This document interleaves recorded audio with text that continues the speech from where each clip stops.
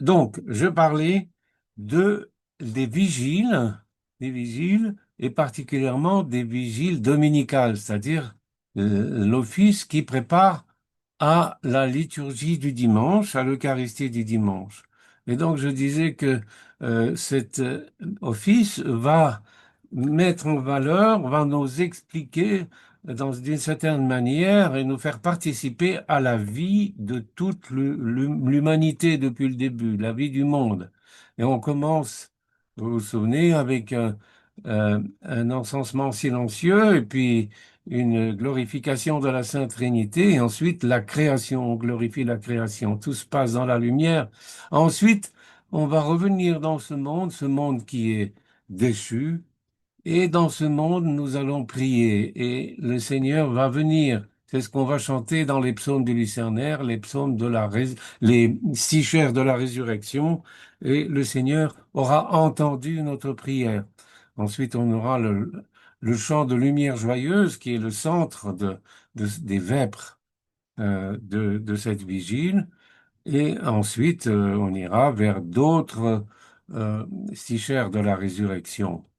Et ensuite, donc je passe tout ce que j'ai déjà expliqué un peu, et vous avez le droit de poser des questions.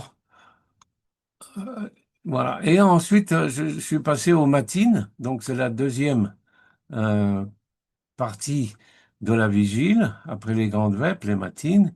Et nous avons vu qu'elle commence aussi dans l'obscurité, dans les ténèbres. Et encore une fois, on met l'accent sur le monde enveloppé dans le péché, le monde, comment dirais-je, coupé de la grâce divine, et l'homme qui prie. Et finalement, Dieu a entendu notre prière et il y aura le psaume du Seigneur est Dieu, qui est un psaume de victoire. Le Seigneur nous a entendus. Béni soit celui qui vient au nom du Seigneur. Et ensuite, on reviendra un petit peu encore dans les ténèbres par euh, le, les catéchismes, donc c'est les psaumes, et ils sont toujours un peu pénitentiels. Et puis le centre des matines sera le Poléléos, et ensuite la préparation à l'écoute de l'évangile de la résurrection. Je vous avais dit donc qu'il y a 11 passages des évangiles de la résurrection, c'est-à-dire des quatre évangiles, Matthieu, Marc, Luc et Jean. On a pris ce qui concerne la résurrection, comment ils ont raconté, ils parlent de la résurrection, et ça a fait 11 passages. Et le grand hymne, euh, ayant contemplé la résurrection, c'est un hymne pascal, donc c'est le centre de la vigile, là, l'évangile de la résurrection, et ensuite on ira embrasser cet évangile comme euh, les femmes mirophores sont allées embrasser Jésus au tombeau, mais ils ne l'ont pas trouvé et il était ressuscité. Donc, et ensuite, donc voilà, je reviens pas là-dessus. Et je m'étais arrêté au canon à 9 odes. Pourquoi y a-t-il 9 odes? Donc, c'est, vous pouvez peut-être savoir que dans l'Ancien Testament, dans la Bible, il y a des passages qu'on appelle des odes. C'est-à-dire, par exemple, euh, c'est une ode, par exemple, chantée par Myriam, la sœur de Moïse et Aaron, euh, après le passage de la mer Rouge. Donc, elle, elle prend l'instrument et commence à chanter après que tout le monde soit passé dans la mer Rouge et que les Égyptiens n'ont pas pu les rattraper. Donc, c'était une grande miracle, un grand miracle réalisé par Dieu. Et elle commence à chanter. Chantons pour le Seigneur car il s'est couvert de gloire. Cheval et cavalier les a jetés à la mer. Il est mon secours et ma protection pour mon salut. C'est lui mon Dieu, je le glorifierai. Et comme ça, il y a toute une série de versets qui est ce chant. Donc voilà. Et il y a d'autres odes, et on va y venir, mais pourquoi on appelle ça le canon à 9 odes? D'abord, le terme canon vient de branche droite, une espèce de canne euh, en grec ancien, ou une règle pour mesurer. Effectivement, le canon a une structure très bien définie. Donc, voilà, on dit bien le canon de quelque chose, c'est quelque chose qui est bien exprimé, bien défini. Et donc, c'est le chant de ces 9 odes bibliques. Et à la fin de ces odes, normalement, on les chante, et à la fin, on va chanter ou lire des tropères, les tropères du canon. Ces tropères euh, auront comme thème le thème de la journée, le thème de la journée pour lequel on chante ces matines et ce canon. Alors le samedi soir, bien sûr, ce sera le thème de la résurrection du Christ, de la croix et de la résurrection du Christ, et aussi de Marie, la mère de Dieu, qu'on va célébrer, qu'on va glorifier, parce qu'elle a permis. Et la croix et la résurrection du Christ réalisent notre salut.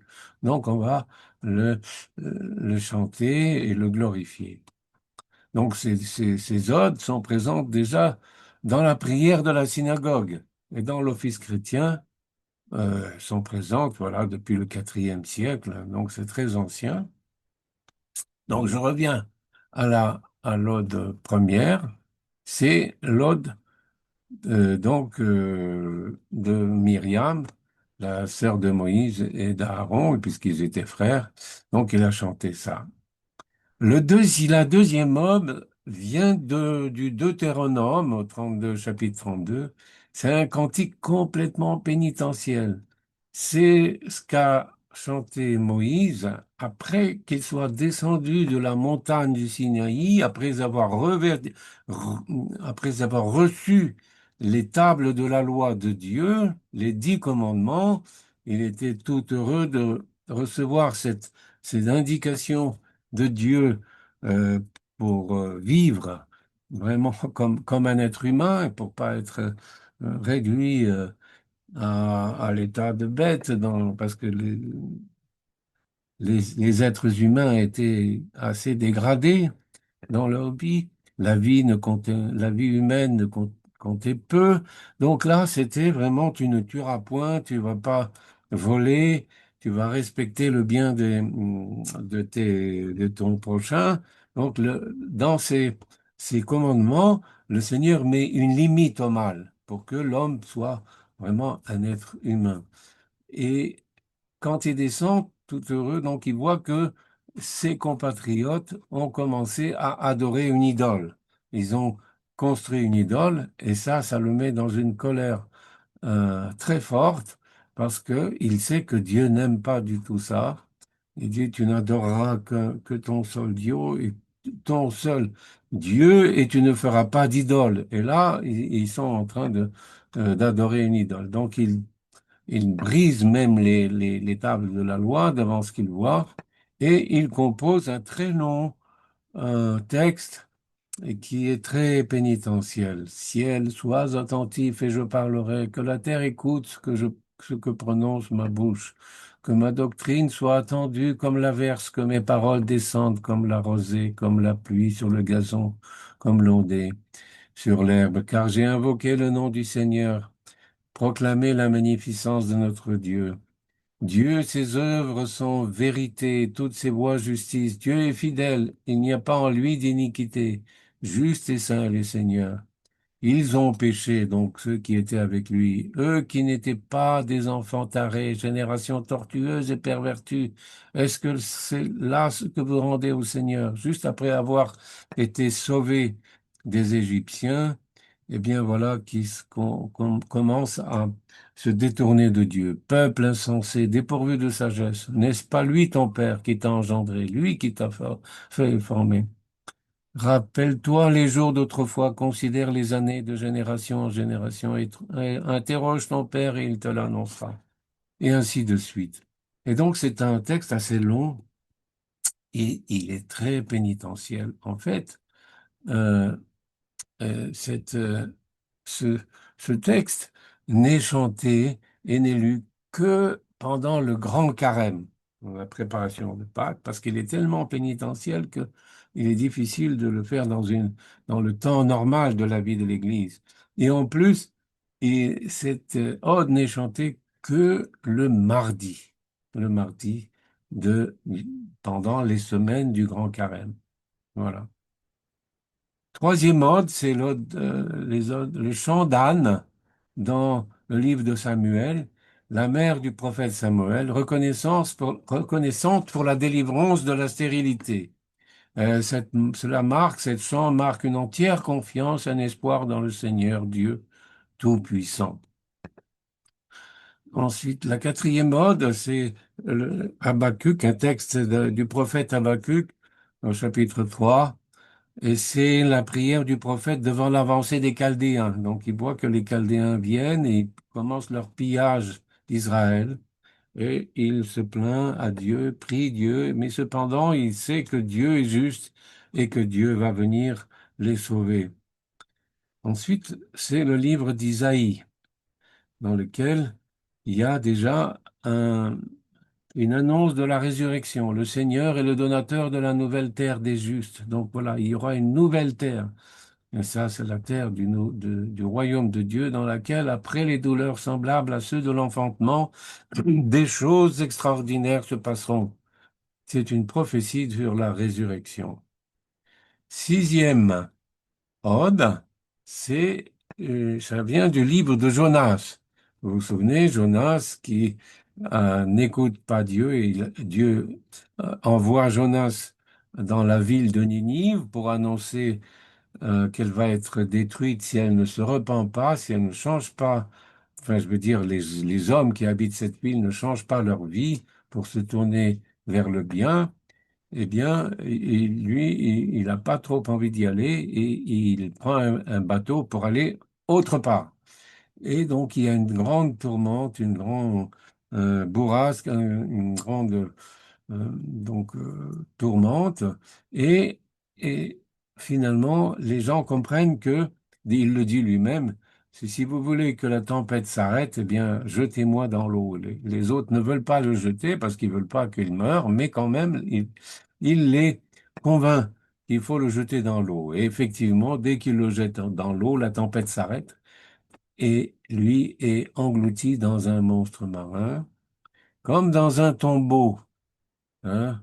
Et ensuite, ce monstre le remet au bout de 3 jours, le vomit sur la terre. Et ce récit que le Seigneur prend comme une prophétie de la résurrection. Donc, bien que c'est un peu difficile à croire, mais comme disait un des évêques qui m'a fait ma formation, il disait, il faut croire ce que dit le Seigneur. Même il avait dit que c'est Jonas qui a englouti la baleine, on aurait dû le croire. Mais voilà. Donc c'est l'inverse. Euh, donc il faut une confiance et donc c'est une espèce, encore une fois, une annonce de la résurrection. Et le texte de ce que dit Jonas, c'est vraiment, on voit quelqu'un qui est en train de se noyer. Hein, dans ma tribulation, j'ai crié vers le Seigneur et il m'a exaucé. Il a écouté ma voix du sein des enfers. Tu m'as jeté au plus profond du cœur de la mer et les flots m'ont environné. Tes vagues et tes lames ont passé sur moi.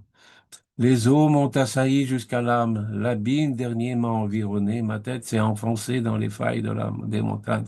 Voilà, donc, on voit quelqu'un qui est perdu et puis finalement, il est sauvé.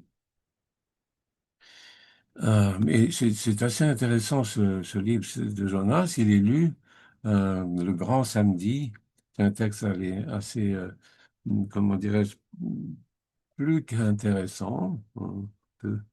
Donc, ensuite, la septième ode vient du livre de Daniel. C'est la prière d'Azarias, des enfants qui vont être jetés dans la fournaise, puisqu'ils ne veulent pas, eux, adorer la statue faite par Nabuchodonosor, le roi Nabuchodonosor de Babylone. Et donc, il loue le Seigneur.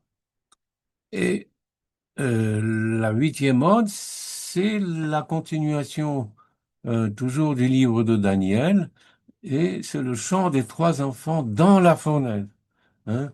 Les chants des jeunes gens dans la fournaise glorifient Dieu pour sa juste rétribution pour les manquements du peuple et demandent la miséricorde fondée sur l'alliance avec les patriarches, donc leur père, puis la glorification de Dieu, le Dieu des pères et de toute la création. C'est très très beau comme texte, on le chante d'une manière extrêmement belle le samedi saint.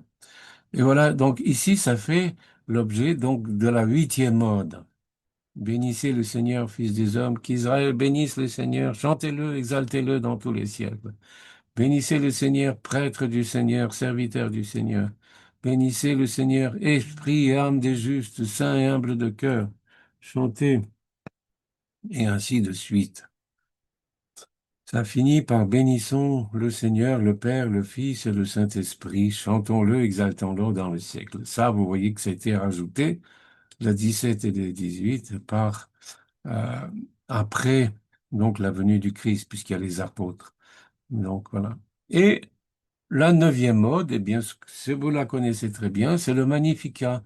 C'est le chant de Marie, le chant d'abord de Zacharie, et qui se continue par le chant de Marie, Mon âme magnifie le Seigneur, mon esprit exulte en Dieu, mon Sauveur. Donc, voilà, encore une fois, on repasse un peu l'histoire de notre salut avec les moments prophétiques de la résurrection.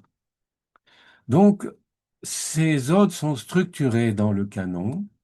Chaque ode est chanté verset par verset et à un nombre déterminé avant la fin de l'ode, on intercale des tropères que l'on appelle des tropères du canon.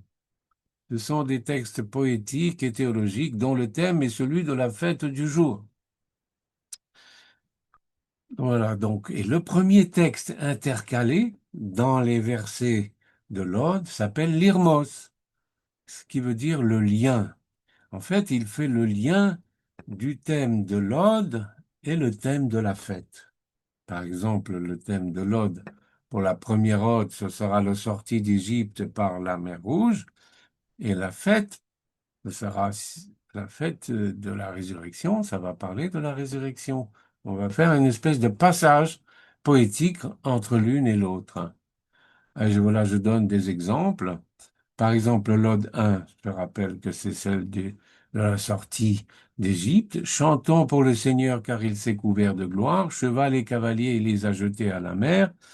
Il est mon secours et ma protection. Donc je me répète, c'est ce que chantait Myriam, la sœur de Loïse. Les chars de Pharaon et sa puissance, il les a jetés à la mer. Ses cavaliers d'élite, il les a submergés dans la mer Rouge. Et alors, le canon, par exemple, du ton 8, à la tête de ces chars, le Pharaon fut englouti grâce au bâton de Moïse. Autrefois, merveilleusement, lorsqu'il forma, lorsqu'en forme de croix, il frappa la mer et la fendit. Mais il sauva Israël qui put le fuir et passer à pied sec en chantant un cantique au Seigneur. Donc, on voit pas trop la résurrection, mais quand même, voilà. Pour l'ode 6, on l'a un peu lu déjà, c'est l'ode de Jonas dans la baleine et l'Irmos de l'ode 6 du canon de la résurrection. Comme tu sauvas le prophète des profondeurs de l'abîme, ô Christ notre Dieu, sauve-moi aussi de mes péchés dans ton amour pour les hommes. Et prends, je t'en prie, le gouvernail de ma vie. Et le un des tropères, accueille-moi, pénitent, comme jadis les Nivites, obéissant à la divine prédication de ton prophète, sous-entendu Jonas, au Christ, et prends, je t'en prie, le gouvernail de ma vie. Donc finalement, Jonas a été un Ninivite, il leur a dit de se repentir et de refaire, enfin, de changer leur vie, ils l'ont fait, et donc, ils sont devenus obéissants. Donc on demande que le Seigneur aussi nous sauve comme il a sauvé les Ninivites. Pour l'Ode 8, je l'ai lu un peu tout à l'heure, le chant des enfants dans la fournaise, et le canon de la résurrection, vous voyez l'Irmos, 7 fois plus de coutume, dans sa fureur, le tyran des Chaldéens fit chauffer la fournaise pour les fidèles du Seigneur. Mais lorsqu'il les vit sauvés, par une force plus puissante, il s'écria, Jeunes gens, bénissez votre Créateur et votre Rédempteur, et vous, prêtres, louez-le, peuple, exaltez-le dans les siècles. Et le Père, la divine puissance de Jésus a fait luire sur nous sa divine clarté lorsqu'en la chair il a goûté pour tout homme la mort sur la croix. Il brisa la force de l'enfer. Jeunes gens sans relâche, bénissez-le, et vous, prêtres, louez-le, peuple, exaltez-le dans tous les siècles. Donc vous voyez le parallélisme entre l'ode biblique, composée des siècles avant le Christ, et nous chantons, nous nous basons sur elle pour, comme une espèce de joie que le Seigneur a fait tout cela dans l'Ancien Testament, et il l'a réalisé lui-même par sa mort et sa résurrection. Voilà. Et l'Irmos, il fait le lien entre les tropères de la résurrection et la l'ode.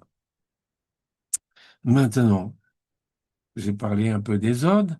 Maintenant, comment est-ce que ces odes euh, sont construites? Je l'ai un peu dit, donc il y a chaque ode, un grand N, un verset, encore un verset, et comme ça, il y a petit n verset déjà, et un certain nombre avant la fin de l'ode, on commence à introduire l'octoèque de la résurrection. Et en premier, on introduira entre le verset n et n plus 1 l'irmos de l'octoèque. Entre le verset n plus 1 et n plus 2, un tropère. Ensuite, un autre tropère. Ensuite, le tropère, quand on aura fini les tropères du canon de l'octoèque, on va introduire et intercaler les tropères du canon des Ménées. C'est-à-dire que ce sera l'octoèque, c'est le jour de la semaine, le dimanche, et les Ménées, c'est le jour dans l'année. C'est pour la date, une certaine date, il y a un certain saint avec des textes. Et c'est tropères du canon des Ménées. Pendant la période du triode de Carême, eh bien, on introduira des textes du triode ici, après ceux de la résurrection. À la fin, on ajoute toujours gloire au Père et au Fils et au Saint-Esprit, et on intercale un, l'avant-dernier tropère des canons, qui s'appelle doxastikon, parce qu'en grec c'est doxa patrik et pneumati. Doxastikon, c'est l'avant-dernier tropère du canon. Et après, et maintenant et toujours et dans les siècles des siècles, et c'est toujours un théotokion, on a parlé, un chant en l'air de la mère de Dieu qui clôt, qui achève la l'ode, cette ode. Et après, le samedi soir, il y a une katavasia. Qu'est-ce que c'est que la katavasia? C'est l'hermos d'un canon qui achève l'ode. Alors, le canon dépend de la période calendaire. Donc, vous comprenez, ça, ces versets qui viennent de la Bible. L'octoèque, c'est des tropères qui viennent du ton du dimanche, dimanche ton 1, ton 2, ton 3, ton 4, dans l'octoèque. Ensuite, les ménées, c'est-à-dire le texte du propre, enfin non, du texte du jour calendaire. Et à la fin, on achève l'ode par un irmos. Mais ce n'est plus l'irmos qui vient d'ici, c'est un irmos d'un autre canon. Et ici, voilà, j'ai ici. C'est pourquoi on appelle cet irmos la katavasia, parce que ça vient du grec qui signifie descente. Alors, il y avait toujours deux chœurs qui chantaient tous les textes, chacun son tour. J'en avais déjà un peu parlé, puisqu'il y a toujours, par exemple, au psaume du Lucernaire, à la fin, il y avait pour 10, pour 8, pour 6, pour 4, et, et gloire est maintenant. Donc, c'est toujours, ça va par deux, parce que le chant se fond par deux, le chœur de droite, le chœur de gauche. Mais chez nous, donc, il n'y a qu'un seul chœur, ben, ils chantent tout. Mais c'est pour savoir que quand il y avait deux chœurs, pour chanter la Katavasia, les chœurs descendaient de leurs places respectives, c'est-à-dire de l'endroit où ils sont, et ils se mettent au milieu de l'église. Et ils chantent un certain Nirmos qui achève l'ode du canon. Donc, ces Irmis, euh, euh, donc le canon, c'est le canon d'une fête que l'on est en train de préparer, qui est proche, selon la répartition suivante. Par exemple, du 1er au 21 septembre, c'est les Irmis du canon de l'exaltation de la croix, parce que le 14 septembre, c'est l'exaltation de la croix. Du 22 septembre au 20 novembre, c'est les Irmis du canon de la Mère de Dieu. Du 21 novembre au 31 décembre, c'est les Irmis du canon de la Nativité du Christ, et ainsi de suite. Du 1er au 14 janvier, les Irmis du canon de la Théophanie, du baptême du Christ. Du 15 janvier à la clôture de la Sainte Rencontre, Irmis du canon de la rencontre. Toutes ces fêtes, on va les étudier bientôt. De la clôture de la Sainte Rencontre au 1er août, c'est les Irmis du canon de la Mère de Dieu, ce qu'on appelle le canon habituel. Donc c'est très long parce que s'intercale dans tout ce temps, c'est le laps de temps entre la clôture de la Sainte Rencontre qui est vers le 22 euh, février et au 1er août, il y a beaucoup de temps, mais il y aura le passage du triode où il y aura le grand carême et ensuite Pâques qui auront leur propre catavasia.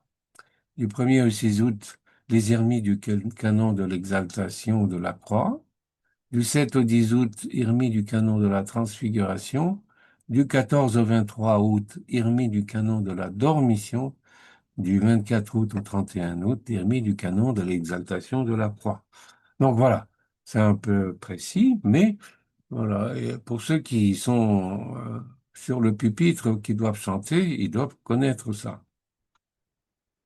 Et donc, je reviens sur la structure générale du canon. Pour le moment, on avait vu les... non, excusez-moi. On avait vu la structure de l'ode, mais les odes sont aussi structurées dans le canon. Il y a l'ode 1, l'ode 3. L'ode 2, je vous l'ai dit qu'elle est simplement le mardi des semaines du Grand Carême. Donc, habituellement, il n'y a pas de ode 2. On passe direct de l'ode 1 à l'ode 3. À la fin de l'ode 3 et la Katavasia, il y a une petite ecténie, c'est d'Haleine dans un autre texte. Ensuite, ode 4, 5, 6, une petite ecténie et le kondakion de la fête. Donc là, ça va être la fête le samedi soir, c'est la résurrection. Ode 7, ode 8, Magnificat. Ode 9 et ecténie. Et le samedi soir, il y a la proclamation Saint est le Seigneur notre Dieu, que le chœur, le diacre ou le prêtre le proclame, et le chœur le chante d'une manière très solennelle. Et à la fin, il y a ce qu'on appelle l'exapostillarion, c'est un texte qui un peu résume la fête, et déjà la lumière, puisque tout ça se fait dans la nuit, normalement, la vigile, c'est la nuit, et déjà on parle de la lumière qui vient, le soleil qui commence à se lever. Donc voilà, j'ai voilà la structure générale du canon, j'ai parlé de la catavasia.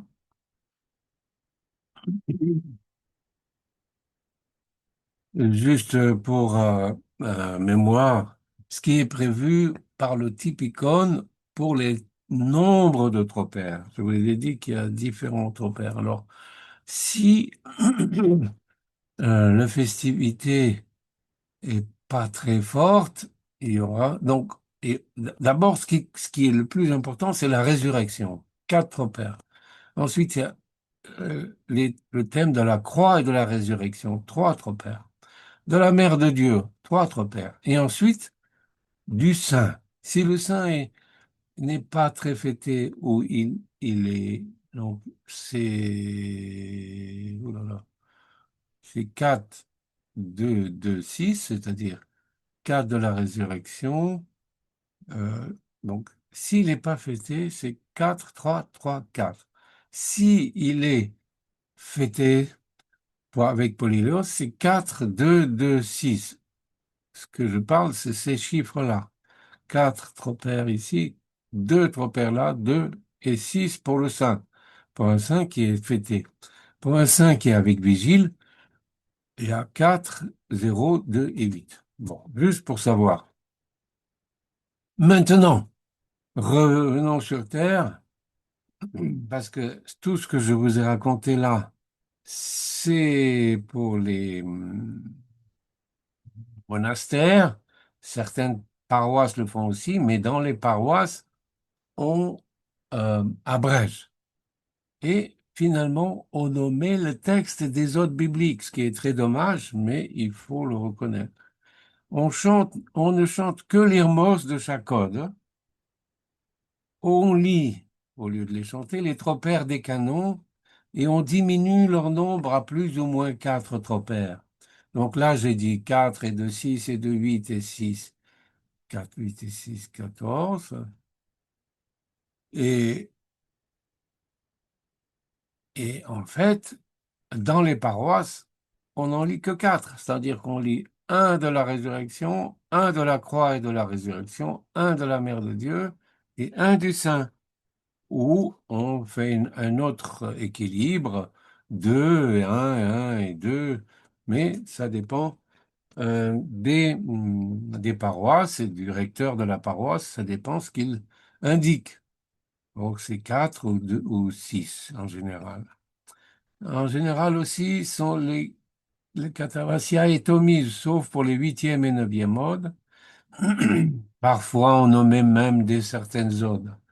Mais, mais enfin, maintenant, vous, pour ceux qui s'intéressent aux offices, doivent savoir comment il est construit. C'est pour ça que je ne vous ai pas caché comment c'est construit.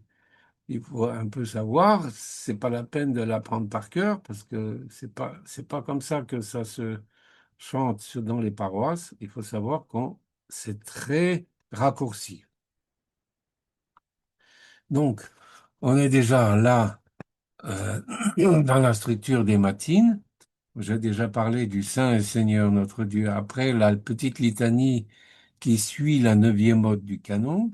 Alors, Saint et le Seigneur notre Dieu, excusez-moi, j'ai oublié les guillemets, c'est spécifique au dimanche. Cette exclamation ne se fait jamais les autres jours. C'est toujours le dimanche, c'est-à-dire le samedi soir. Sauf pour les 2 jours qui annoncent la résurrection, c'est-à-dire la résurrection de Lazare, on le chante, et le samedi saint, on le chante aussi. Le samedi saint, c'est déjà presque la résurrection. Voilà. Ensuite, il y a les exapostilaires, c'est des textes bon, qui reprennent un peu les thèmes qu'il y avait avant. Et ici, ça correspond à l'évangile qui est lu. Je vous rappelle qu'il y a 11 évangiles qui sont lus les uns à la suite des autres euh, chaque dimanche. Eh bien, il y a toujours une petite histoire chacun de ces textes de, de l'évangile du dimanche. Et il est repris ici dans l'exapostilaire. Bon. Ensuite, il y a les laudes. Donc, les laudes, bon, les saints du Seigneur, donc je l'ai déjà dit, c'est spécifique au dimanche. Les actes apostolaires, d'abord celui du dimanche, qui correspond à l'évangile lu, puis celui des Ménées, donc qui reprend le thème du saint du jour. Et ensuite, on passe au laude. Donc, le laude, c'est déjà la fin de la vigile. Euh, on s'approche à la fin. Les psaumes 148, 149, 150, vous vous souvenez que il y a 150 psaumes dans le psautier, donc c'est les derniers psaumes.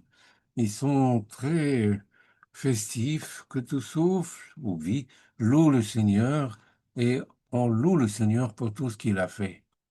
Et à la fin euh, de ces psaumes, intercalés entre les derniers versets, il y a encore des stichères. les sichères du dimanche, c'est-à-dire qui ont thème la résurrection. Il y a 8 places pour ces sichères et le nombre de sichères déménées dépend de la festibilité de l'office comme précédemment. C'est-à-dire, si le saint n'est pas très fêté, il y aura plus de stichers de la résurrection et moins du saint. Et s'il est très fêté, la résurrection va laisser plus de place pour le saint.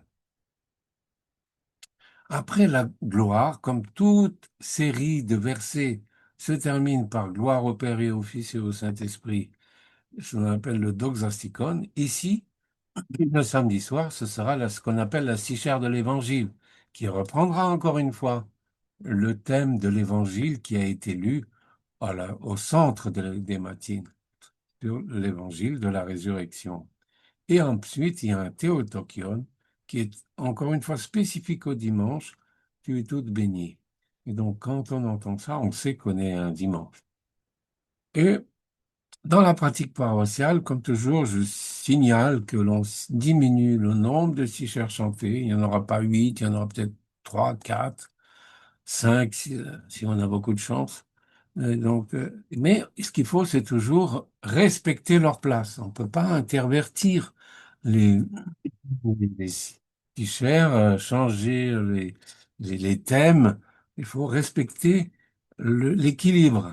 S'il y a par exemple 6 ou 6 et 2, eh bien, si on raccourcit la résurrection, il va falloir raccourcir aussi euh, le, les stichères du sein, mais proportionnellement à ce qui est marqué dans le typicon.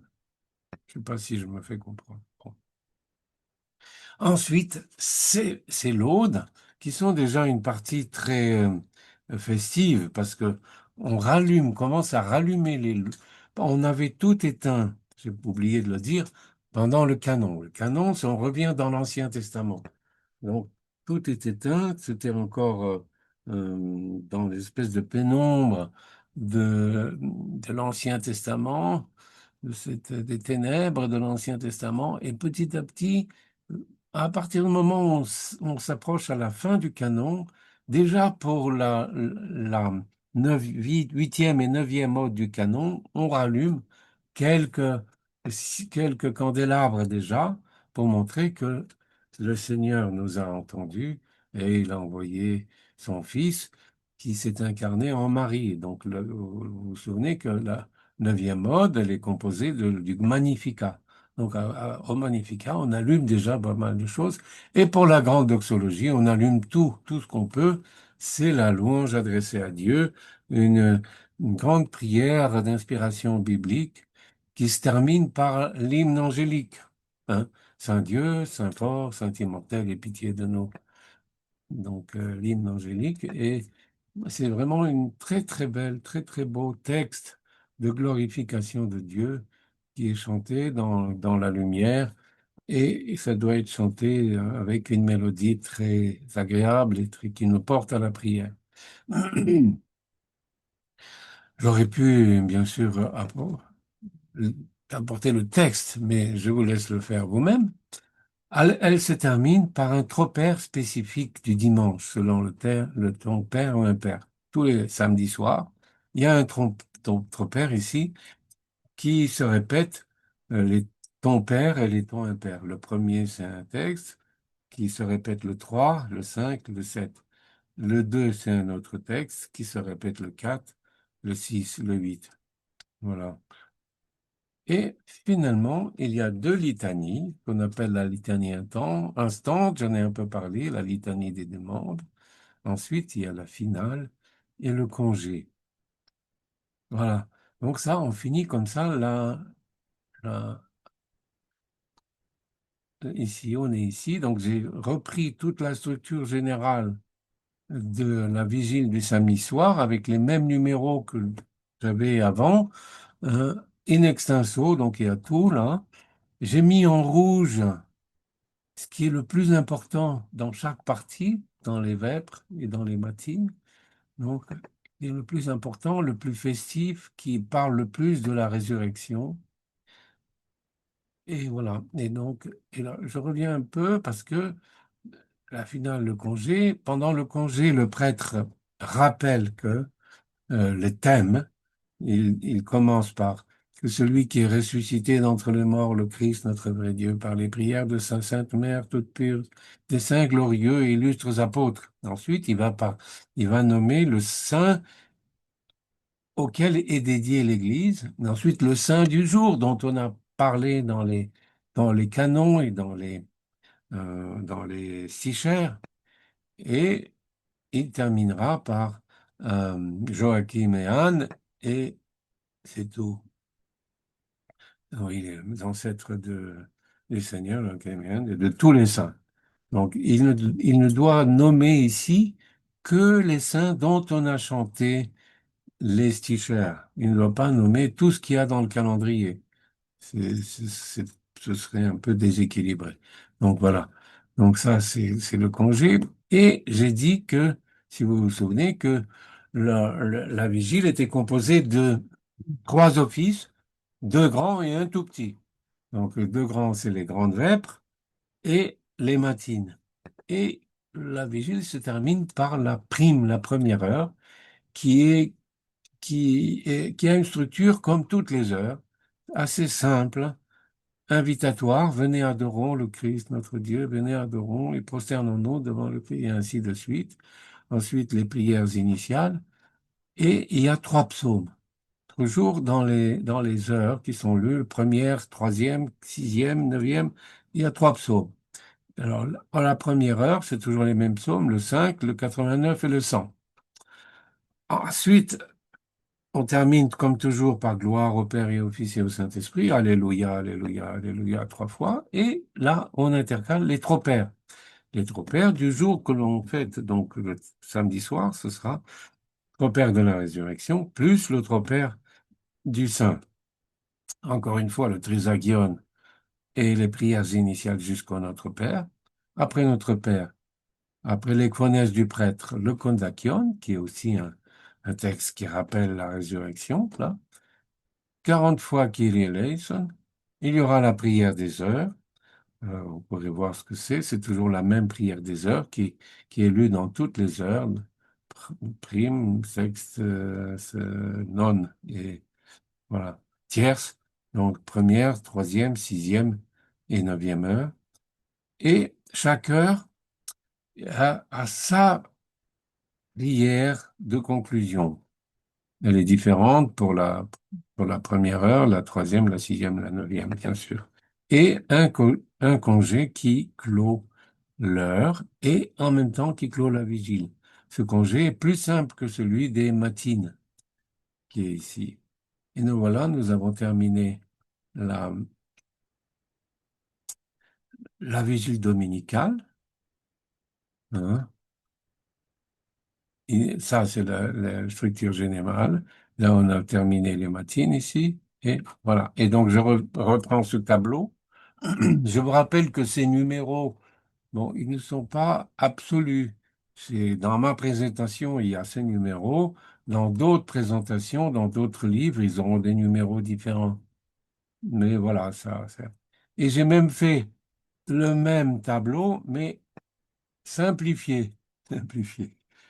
Euh, Parce que ça fait beaucoup, ça, et donc c'est simplifié. Et encore une fois, j'ai mis en rouge ce qui est le plus important. On reverra ce tableau quand on va avoir les fêtes. Vous allez voir pourquoi. Donc, voilà. Donc là, j'ai terminé en ce qui concerne la vigile dominicale.